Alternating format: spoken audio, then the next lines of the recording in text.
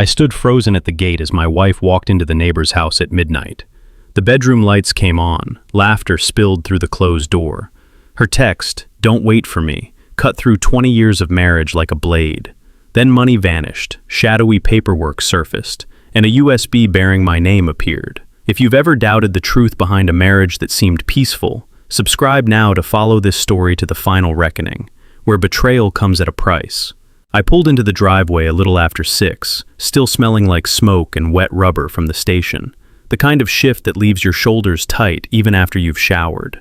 I sat for a second with both hands on the steering wheel, letting the engine tick down, reminding myself to take that off at the door. People think being a lieutenant means you get used to chaos. You do. What they don't tell you is how exhausting it is to come home and pretend you're fine. Inside, the house looked normal. Shoes by the entryway, mail piled on the counter, Tasha's purse hanging on the chair like it belonged there more than I did. She was at the sink, rinsing out a glass. "Hey, babe." Her voice was sweet in that practiced way, like she was reading it off a card. I nodded, kissed her cheek, and went straight to the fridge for water. My phone buzzed. A group text from the guys at the station. Another call out tomorrow. I set it face down. Tasha didn't ask about my day. She never did unless she needed something. Instead, she tilted her head toward the kitchen drawer where we kept the bills. "We need to talk about Savannah." I paused with my cup halfway to my mouth. "Savannah?" She wiped her hands on a towel and slid her phone across the counter like she was handing me a receipt at a store. "Deposit's already paid. I booked it. We need a reset. You've been, distant." My eyes dropped to the screen. A hotel confirmation. A charge that made my jaw clench because I recognized the last 4 digits. My card. "You used my card without saying anything." Her smile didn't move. Only her eyes did, sharp and quick. "Oh, so now you notice money? Funny. You don't notice anything else." I didn't raise my voice. I didn't slam the cup down. Old habits. Keep the scene contained. Keep the temperature low. That's what you do in a fire. You control the spread. At home, I'd been doing the same thing for years. "We'll talk about it after dinner," I said. "Not like this." She scoffed, already turning away. "After dinner. After work. After you scroll on your phone. Always later with you, Malcolm." Her phone chimed again. She checked it fast, then set it down. The screen faced up. For a second, I caught the lock screen light up again. A name I didn't recognize. No contact photo. Just a number and a preview that made my stomach tighten. "Tonight, you coming over?" My throat went dry. I stared at it too long enough for her to notice my eyes. "What are you looking at?" she snapped, snatching the phone like it had burned her hand. "Nothing," I said, because that's what I always said. Nothing. It was easier, less mess. She slid the phone into her back pocket and started pulling plates from the cabinet, banging them just a little louder than necessary. The whole kitchen felt smaller, not because of the walls, because of the way she moved, like she owned the air in it. The air turned sharp when her mother called on FaceTime. Tasha answered on speaker before the first ring finished. "Mama, hey!" Her mom's face filled the screen, already frowning like she'd been waiting to judge something. "Malcolm, you home?" she asked, voice tight. "You've been working my daughter too hard." Tasha didn't correct her. She just watched me with that same small smile. I leaned in, polite. "Evening, ma'am." Make sure you take care of her," her mother said, like I was some boy she had to remind. A woman shouldn't have to beg her husband for attention. Tasha sighed dramatically, acting wounded, letting the silence do the work. Heat rose behind my ears. I swallowed it down, nodded, and stepped back. Dinner went on like that. Little digs wrapped in jokes. Comments about how I never plan anything, how I don't know how to relax, how I make everything about rules. I chewed and listened, keeping my face flat, letting the words hit and fall to the floor. Afterward, I carried my plate to the sink and took the trash bag from under the counter. My hands moved on autopilot. Tie the knot, lift it, walk it out. Anything to get air. Outside, the night was still. I dumped the bag into the bin and shut the lid. When I turned back, the porch light threw a pale circle on the concrete. Through the window, I could see Tasha in the kitchen, her phone glowing in her hand again. The screen lit up one more time before she noticed me watching. Same number, same preview. "You coming over tonight?" She looked up. Our eyes met through the glass. For half a second, she froze. Then she lifted her chin, like she dared me to say something.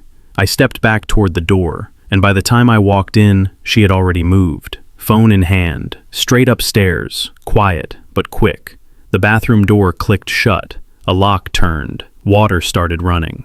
I stood in the kitchen with my hands hanging at my sides, listening to that steady stream, staring at the empty chair where her purse hung, and realizing the silence I'd been calling peace wasn't peace at all.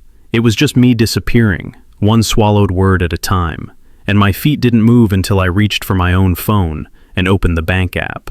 The bank app took longer to load than it should have. I stared at the spinning circle like it was going to tell me a different story if I waited long enough. A hotel deposit sat there in black and white, posted and cleared. I backed out, checked the last few transactions, then closed the phone before I talked myself into scrolling deeper. Upstairs, the shower kept running. The sound didn't bother me. What bothered me was the lock. I lay in bed with my eyes open, listening to the house settle. Tasha came out eventually, hair wrapped in a towel, smelling like peppermint soap. She slid under the covers without a word. No apology. No explanation. She faced the wall and started tapping on her phone again, the glow from it hitting the ceiling. I turned away. Sleep wouldn't come. My body was tired, but my head kept circling the same place, like a dog worrying a sore tooth. Around midnight, I heard a soft click downstairs, the kind of noise you only notice when you're already awake. Then came the faint beep of a car unlocking. I pushed myself up and walked to the window, careful not to make the floorboards complain. I pulled the curtain back just enough to see the driveway. Tasha slipped out the front door, wearing a thin jacket over her pajamas. She moved fast, like she'd done it before. She didn't look back. The air left my lungs. She crossed the street and headed down toward the end of the block, where Ethan Cole lived. His porch light flipped on the moment she stepped onto his walkway, bright and steady, like somebody had been watching for her. My hand tightened around the keyring I'd grabbed off the dresser without thinking. Metal dug into my palm. I stood there in the dark, not because I wanted to hide, but because stepping outside felt like stepping into a trap. I didn't go after her. Not yet. Instead, I unlocked my phone and opened the camera. Timestamp. A shaky photo of her back. Another shot of Ethan's driveway. There was a car parked out front I didn't recognize. I zoomed in and caught the license plate, then saved it like it was evidence from a scene. I called her. Straight to voicemail. I called again. Same thing. A text came through a few seconds later. "Don't wait up." No explanation, no lie to soften it. Just a sentence that said, in plain English, she didn't care what I did with my worry. My thumbs hovered over the screen. I could have typed a dozen things. Where are you? Who is he? What the hell are you doing? None of that would have helped. I kept seeing it the way a judge would see it. A man shows up at a neighbor's house at midnight, angry, demanding answers. A woman cries, says she's scared. The story writes itself. And if Tasha was already laying groundwork with her mother and her friends, I'd be handing her the perfect ending. So I put my phone down. I sat on the edge of the bed. I waited until her side of the mattress stayed cold long enough that I couldn't pretend anymore. The next morning, I walked into the firehouse like I always did. Coffee in hand, boots laced, face set. Andre glanced up from the table and squinted. "You good, Malcolm?" "Yeah," I said, and the word came out clean. The guys laughed at something on the TV. I laughed when I was supposed to. I went through the routine. Briefing, equipment check, a joke about somebody's fantasy football team. Then I stepped into the locker room alone and sat on the bench. My hands rested on my knees. My chest thumped hard, steady, like it was trying to knock sense into me. Quiet had kept the peace for a long time. That night, it felt like an invitation for people to do whatever they wanted, while I stood there pretending not to see it. I didn't confront her that morning. I didn't even bring up the text. I drove home after shift, parked like everything was normal, and walked into the house with the same steady face I used when smoke was rolling out of a window. Tasha was in the living room, scrolling through her phone with her legs tucked under her. She glanced up and smiled. "Hey, baby." The word landed wrong. Too smooth. I went straight to the kitchen, pulled up the bank app again, and this time I didn't stop at the hotel deposit. I opened the joint account and scrolled through the last 3 months like I was reviewing a report. That's when I saw it. Not one big withdrawal, not a loud mistake, just a trail of small transfers. $150 here, $200 there, sometimes $75. Always the same day of the week, always the same destination. The recipient name sat there like a stranger sitting at my table. Peachtree Horizon LLC. I read it twice, then 3 times. Like the letters would rearrange themselves into something I recognized. They didn't. My mind started making excuses before my heart finished catching up. Maybe she was saving for something. Maybe it was a side hustle. Maybe it was a mistake from the bank. Maybe I was turning into the paranoid husband everybody jokes about. Numbers don't joke. I clicked the transfers one by one. Each one had a confirmation code, neat and official. The dates lined up with times she claimed she was running errands or clearing her head. It wasn't a one-time slip. It was a routine. I locked the phone, slipped it into my pocket, and walked back into the living room. "How was yoga yesterday?" I asked, casual. She didn't even blink. "Good. I needed it." "Where'd you go?" "Same spot." Her answers came fast, like she'd rehearsed them. She went back to her phone, already done with me. I waited until she went upstairs and left her Apple Watch on the charger. It buzzed once, a notification lighting up the screen.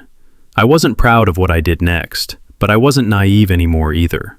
I looked. A location ping showed up from earlier. Not a yoga studio. A strip of businesses near North Druid Hills. A nail salon. A dry cleaner. And right in the middle, an office with a name that made my stomach clench.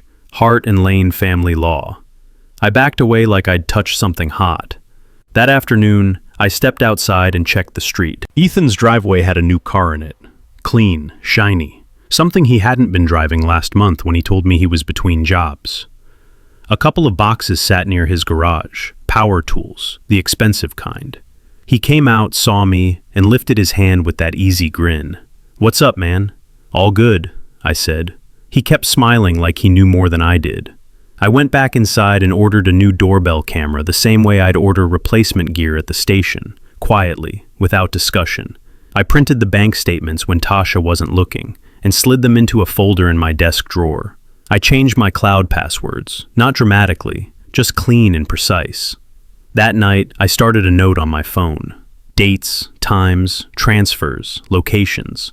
It felt strange turning my marriage into something I could document, but the alternative was worse. Living in a house where the truth moved around behind locked doors, and I was expected to keep smiling like I didn't notice. I set the phone down on my nightstand and listened to Tasha's footsteps upstairs as she walked from the bedroom to the bathroom, her phone already in her hand. Tasha texted me a grocery list that afternoon like nothing was wrong. No mention of the transfers, no apology for disappearing at midnight. Just a neat little list of things we needed, like I was a delivery guy instead of her husband.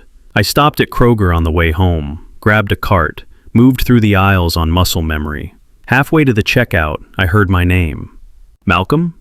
I turned and saw a woman in a navy blazer, hair pulled back tight. I recognized her from the photos on Tasha's phone. She worked with her at the clinic. "Hey, you're Tasha's husband, right? I'm Denise." "Yeah, nice to meet you." She laughed like we were old friends. "Listen, I just want to say, she's really strong. I don't know how she's been holding it together with everything." I froze, the cart handle digging into my palms. "Everything?" Denise lowered her voice, glancing around like she was sharing something delicate. "You know, she told us you've been struggling, mentally, that she's been carrying the load at home." I told her, "Girl, you're a saint, because not everybody could do that." My throat tightened. I felt heat crawl up my neck, not from embarrassment, but from the realization that my life was being narrated without me. "She said that?" I asked, keeping my tone even. "Oh yeah, but don't worry, she talks about you with love. She's tired. We all see it." I nodded once, forced a small smile, and pushed the cart forward. "Appreciate you checking in." I walked away before my face betrayed me. At the checkout, I paid, bagged the groceries, and drove home gripping the steering wheel like it was the only solid thing left in my world. She wasn't just hiding things. She was shaping a story where I was unstable and she was heroic. At home, dinner started normal enough. Plates, silverware, the hum of the dishwasher. Then Tasha picked a fight like she'd been saving it up. "You didn't even ask me how my day was, Malcolm. You never ask. You just walk in here and act like you're doing us a favor." I kept chewing, eyes down. "That's not true." Her voice rose. Not wild, not chaotic. Controlled, directed. "You're always cold, always on edge. Do you know how exhausting that is? Living with you?" I set my fork down. My jaw clenched, but I stayed quiet. She pulled out her phone and held it in her lap, screen angled toward her. A red dot sat at the top. Recording. I stared at it for half a second and understood exactly what she wanted. "Don't pull me into this," I said, calm, low. "And don't involve—" She cut me off, louder now. "Don't involve what? Say it. Say what you always say. I'm the man. I'm the provider. Go ahead." I felt my patience thinning like paper over flame. "Don't drag anyone else into this," I said again, slower. Her eyes sharpened. She pressed her free hand to her chest like she'd been struck. "See, there it is. The way you talk to me. The way you threaten me." I didn't move, didn't raise my hands, didn't step closer. She stood up abruptly, chair scraping, and ran to the living room. A few seconds later, I heard her voice break into a sob as she called her mother. "Mama, he's doing it again. He's scaring me." I stayed seated at the table, hands flat on the wood, listening to the performance spread through the house. 20 minutes later, headlights flashed through the front windows. The doorbell camera chirped. I watched the app on my phone as her mother and two cousins walked up the path like they owned it. Tasha swung the door open before they even knocked. "He's in there," she whispered loudly, just loud enough for me to hear. Her mother pointed at me the moment she stepped inside. "What is wrong with you?" I didn't answer. I stood up, walked past them without touching anyone, and went into the hallway. "Y'all can stay in the living room," I said. "I'm not arguing." I went to the bedroom, closed the door gently, and locked it from the inside. My phone buzzed with the doorbell camera catching every raised hand, every accusing finger, every dramatic sigh. A few minutes later, an email notification popped up on my screen. Subject line: "Consultation appointment confirmed." I opened it. Hart and Lane Family Law. An appointment scheduled under Tasha's name. Attached were scanned documents, partial pages, but enough to show headings about property division and financial disclosures. I sat on the edge of the bed, scrolling slowly, and the shape of it finally came into focus. This wasn't just about Ethan. It wasn't even just about betrayal. It was about ownership, and somebody had already started drawing lines around the life I'd built. My phone rang at 2:07 in the morning. Not a text, not a notification, an actual call, the kind that makes your stomach drop before you even look at the screen. Unknown number. I sat up and answered on instinct. "Hello?" A man spoke fast, low, like he was standing somewhere he shouldn't be. "Malcolm Rivers?" "Yeah, who is this?" "Doesn't matter. Check your credit report. Tonight. Your wife's opening something in your name." Then the line went dead. I stared at the phone until the screen dimmed. No voicemail, no follow-up. Just that one sentence hanging in the air like smoke that won't clear. Beside me, Tasha breathed slow and steady. She didn't shift, didn't stir. She slept like a person with nothing on her conscience. I swung my legs over the bed, walked into the bathroom, and locked the door quietly. My hands shook just enough to annoy me. I pulled up a credit monitoring app I hadn't used in months, reset the password, and waited for it to load. A new inquiry showed up. Recent. Too recent. A request for increased credit, tied to a bank I'd never dealt with. My chest tightened the way it does when you realize the fire's already in the walls. I took screenshots. Every page, every detail. Timestamps included. Then I opened my notes app and added another line under the list I'd started. New credit inquiry. 2:11 a.m.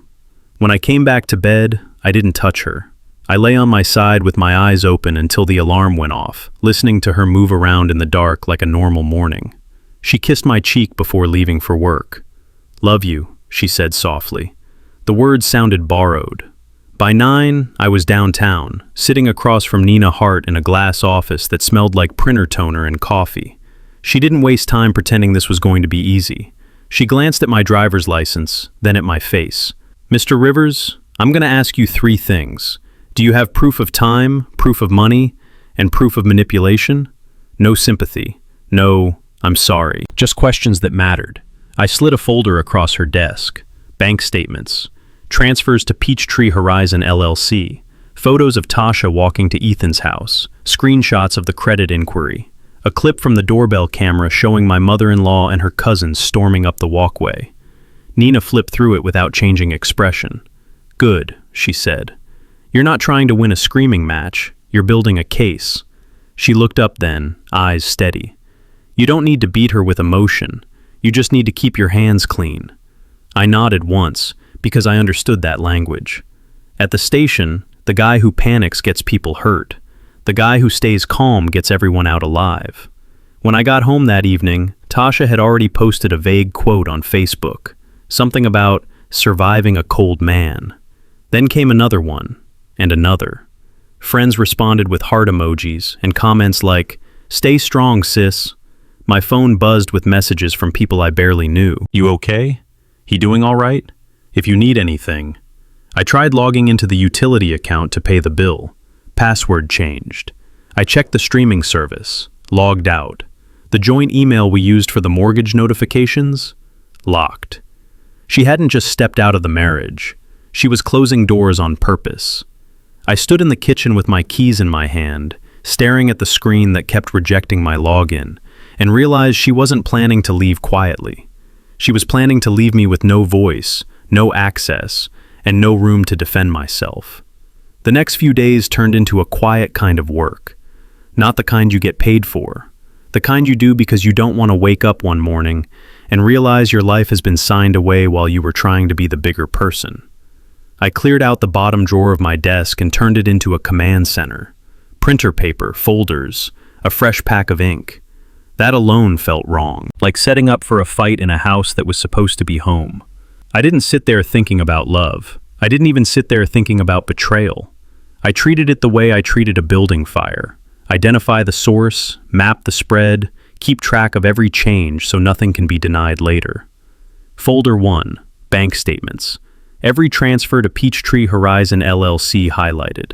Folder 2, screenshots, the credit inquiry, the login changes, the Facebook posts, all time-stamped. Folder 3, video, doorbell clips, that midnight walk, her family showing up. Every raised voice caught cleanly while I stayed quiet. I built a timeline on a legal pad. Decatur, midnight, Kroger, Denise's comment, Hart and Lane email, unknown caller at 2:07 a.m., credit inquiry, accounts locked. It looked insane when it was all written out, like something that belonged to someone else. Yet the handwriting was mine. Nina called once a day, always brief. Open a separate account, not to hide money, to protect your paycheck. I did it during lunch, walked into a branch near downtown, signed forms, kept my face neutral. The teller didn't know anything about my marriage. That helped. Set transaction alerts. Every move, every dollar. Done. Pull your full credit report. Print it. Save it. I sat at my desk at the station after hours and ran it twice, then printed it and slid it into the folder like evidence from a scene. If you see signs of forgery or threats, we file for temporary protective orders and notify the bank's fraud department. No drama in her voice, just procedure. That night, I noticed a gray sedan parked across the street for the third time that week. No one got out. No one came in. It sat there long enough to make my skin prickle. When I stepped onto the porch, it rolled forward a few feet and stopped again. Ethan walked past my driveway not long after, hands in his pockets, head slightly lowered. He didn't wave this time. He glanced toward my windows, like he was counting how many lights were on. I went back inside and kept working. Near midnight, a text came through from an unknown number. Don't make this a big thing. You'll lose more than you think. I stared at it for a moment, then took a screenshot. No reply, no warning, no, who is this? I forwarded it to Nina with one line. Threat, unknown number. She responded a minute later. Good. Don't engage. I turned my phone face down, printed the screenshot, and slid it into the third folder. The printer hummed. The house stayed quiet. Upstairs, Tasha moved around like she was getting ready for bed, her footsteps unhurried, like she had all the time in the world. I capped my pen, closed the drawer, and washed my hands at the sink, scrubbing longer than necessary while the water ran. The knock came right after dinner. Not a neighborly knock, not a package drop. 3 sharp hits that made the whole front door vibrate. Tasha was already standing in the hallway when it happened, phone in her hand, shoulders angled like she'd been waiting for the cue. She didn't look at me. She looked past me, toward the door, like she'd ordered something and it finally arrived. I opened it.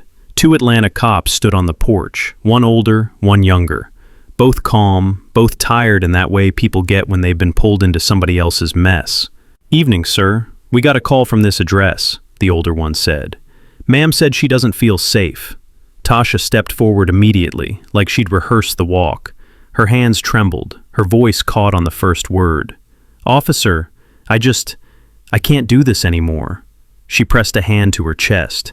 Her eyes glistened on command. "He gets angry," she said. "He watches everything I do. He won't let me breathe.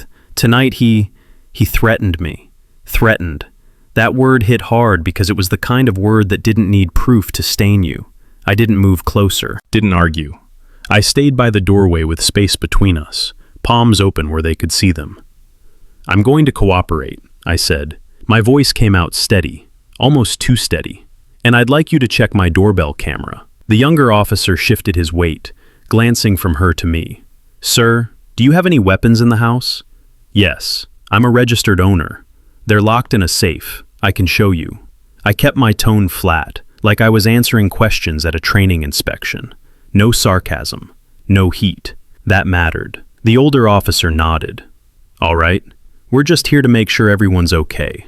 Ma'am, do you want to step outside?" Tasha shook her head quickly, squeezing out a sob. "No, I'm scared." She made herself small, tilting her face away like she couldn't stand to look at me. It was convincing. I almost admired the skill, if my name wasn't attached to it. The older officer turned to me again. "Sir, I need you to understand. If she says she feels threatened—" "I understand," I said. "That's why I'm asking you to look at the camera. It records our front entry and audio." I pulled out my phone and opened the app. My fingers didn't shake. The clip from that afternoon popped up first. Tasha's family had stopped by again, loud and dramatic, but I'd kept my distance. I scrolled back. The officer leaned in, watched the footage, then watched another. He listened to my voice, calm, and her voice, escalating. He didn't say much, but his eyes changed. Less suspicion, more calculation. The younger one took a few steps into the living room, keeping his posture neutral. "Ma'am, has he put hands on you?" Tasha hesitated half a beat too long. Not yet," she whispered. "Not yet." Like she was leaving room for the next lie. I watched their faces tighten at that word. They weren't stupid. They'd heard this script before. Still, standing there while 2 officers evaluated my home, my marriage, and my character felt like being stripped in public. Not because I was guilty, because I knew how easy it was for "feels unsafe" to turn into cuffs, headlines, and a career ruined by gossip. The older officer stepped aside and spoke quietly to the younger one. Then he turned back to us. "All right, here's what we're going to do. No one's going to jail tonight, but we're documenting this call. Sir, I recommend you keep distance, sleep separate rooms if possible. Ma'am, if you feel in immediate danger, you call again. Understood?" Tasha nodded quickly, eyes still wet. "Yes, officer." I nodded too, like a man taking instructions he didn't deserve. They left as calmly as they arrived. The door clicked shut. Their patrol car pulled away, and the house went still. Tasha leaned against the wall near the stairs, wiping at her face like she was drying sweat after a workout. The crying disappeared. She looked at me with a quiet, satisfied stare. "You're good at staying calm," she said softly. "But you can't beat the system, Malcolm." Nothing in her tone sounded scared. It sounded certain. I didn't answer. There was no point. Words were what she wanted. A reaction, a mistake. I walked past her without touching her, went into my office and closed the door. The laptop waited on the desk like it had been waiting for this moment too. I pulled up the folders, attached everything. Bank statements, screenshots, the threat text, doorbell video, and sent it all to Nina in one email. My finger hovered over the send button for a second. Then I clicked it. After that, I sat back in the chair and stared at the wall, hearing my own heartbeat in my ears, feeling something old inside me crack, something I'd carried from way before Tasha, way before this house, while footsteps moved overhead, slow and unbothered, as she got ready for bed. Nina replied before sunrise, not with comfort, not with outrage, just a short message that told me she'd read everything. Good. Don't speak to her about this. Keep documenting. Call me at 9. I showered, dressed, and made coffee like a man who wasn't sitting on the edge of his own life. Tasha came downstairs wearing workout clothes, hair pulled into a tight bun. She glanced at me and offered a light smile, like the cops hadn't been in our doorway a few hours earlier. "Morning," she said. "Morning." She poured herself water, checked her phone, and left without another word. My email chimed 10 minutes later. Subject: Credit limit increase request confirmation. The sender was a major bank, the kind that doesn't make mistakes casually. I opened it and read it once, then again, then a third time, because my brain kept trying to protect me by pretending I misunderstood. It confirmed a request to increase a credit line under my name, included a digital signature, my typed name, a checkbox, a timestamp, all of it neat, clean, and completely fake. I felt my stomach drop in a slow, heavy way, not panic, something colder. This wasn't a messy affair. This was paperwork, strategy, a person using my identity like a key. I forwarded the email to Nina immediately, along with the screenshots I'd taken from the credit report the night before. She called right on time. "That's your leverage," she said. Her tone didn't change, but I could hear the shift underneath it. Infidelity is messy. Financial fraud is clean. Judges don't care about feelings, Malcolm.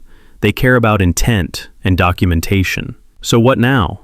Now we contact the bank's fraud department. We freeze what we can. We establish a record. Quietly. No social media. No threats. No confrontation. I wrote down every step she gave me, like instructions before entering a burning building. Call bank. Get case number. Ask for confirmation of application details. Request preservation of records. Lock credit. Monitor inquiries, Nina continued. If she's forging signatures, she's not a victim. She's an actor. Once that's proven, her entire story falls apart. I exhaled through my nose and stared at the folder on my desk. It had stopped feeling like a collection of maybe. It was turning into a map.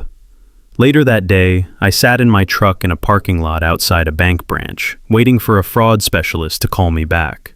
Across town, Tasha kept playing her part. She smiled at neighbors. She laughed on the phone. She walked down the street with that confident, pleasant face she used when she wanted the world to believe she was fine. Ethan stood in his driveway when I drove past, leaning against his new car like it had always been his.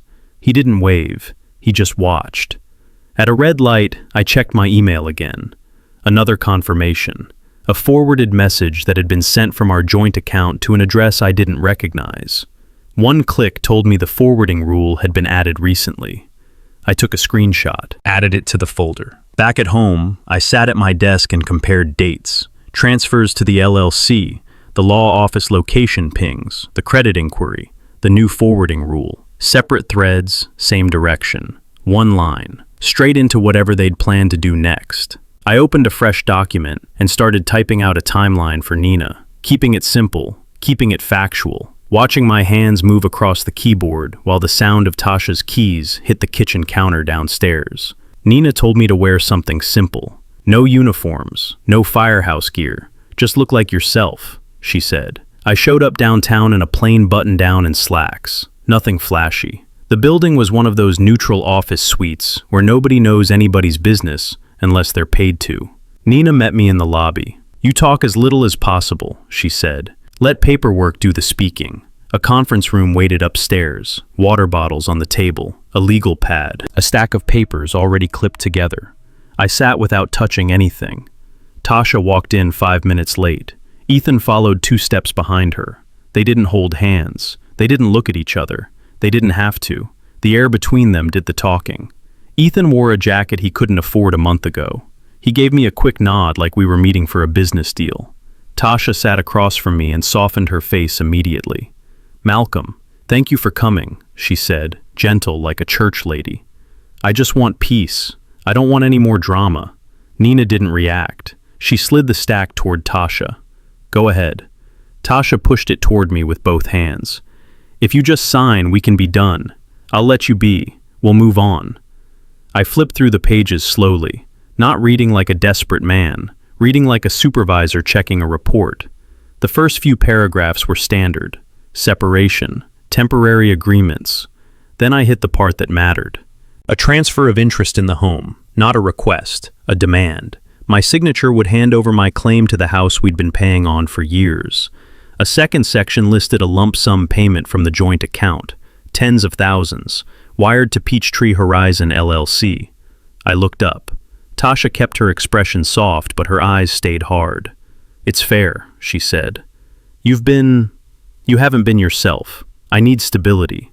Ethan shifted in his seat, impatient. He couldn't help it. Man, just sign it, he said. The longer you wait, the worse it gets. He stopped mid-sentence like he realized he'd spoken too much. Tasha shot him a look, quick and sharp, then turned back to me. Ignore him. He's been helping me through this. Nina leaned forward.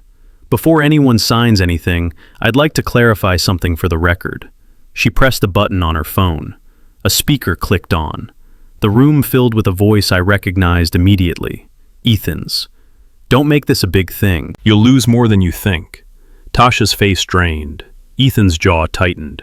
Nina didn't pause. She slid 3 documents across the table. Bank statements with highlighted transfers. Credit report inquiries. The email showing the forged electronic signature, paired with the bank's fraud case number and the confirmation of the originating IP address request. All time-stamped. All clean. This is not a negotiation, Nina said. This is evidence. Tasha's voice came out higher than before. That's not what this is. Malcolm, tell her. Tell her you've been scaring me.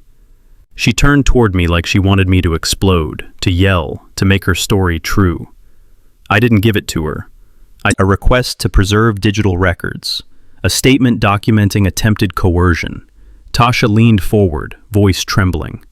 Malcolm, please, don't do this. We can talk. I didn't look at her. I capped the pen and set it down. The door opened. Building security stepped in first, followed by 2 officers. Not loud, not aggressive, just present. Nina stood and spoke calmly. We have a report on file regarding potential fraud and coercion. These parties were notified this meeting was being documented. Tasha whispered my name again, different this time. Not performance, panic. Malcolm. I stood, adjusted my sleeves, and walked out of the room without saying a word. My steps steady as I moved down the hallway toward the elevator, while voices rose behind me, muffled by the closing door. Paperwork has a way of stretching time. Days turned into weeks of emails, signatures, case numbers, and court dates that didn't feel dramatic while they were happening. They felt like errands, like a slow cleanup after a storm. The judge granted temporary orders first: asset protection, restrictions on unauthorized spending, preservation of digital records. Nothing flashy, just boundaries written in black ink that couldn't be argued with. The bank moved next. Fraud investigators asked for copies of everything, then asked again.